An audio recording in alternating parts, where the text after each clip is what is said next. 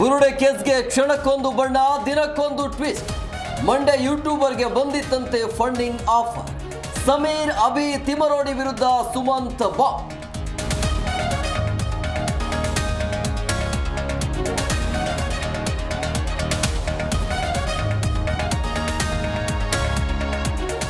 ತಂದೆಯ ಪಿಂಚಣಿಗಾಗಿ ಸಹೋದರರ ಸಮರ. ಅಣ್ಣನನ್ನೇ ಕೊಂದು ಕಂಬಿ ಎಣಿಸುತ್ತಿರುವ ತಮ್ಮ. ಚಿಕ್ಕಬಳ್ಳಾಪುರದ ಮೇಳ್ಯಾದಲ್ಲಿ ಘನಘೋರ ಘಟನೆ.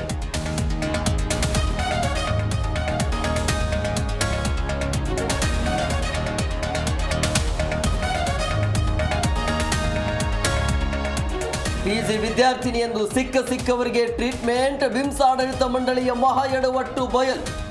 ನಕಲಿ ನರ್ಸ್ ವಿರುದ್ಧ ತನಿಖೆಗೆ ಆದೇಶ.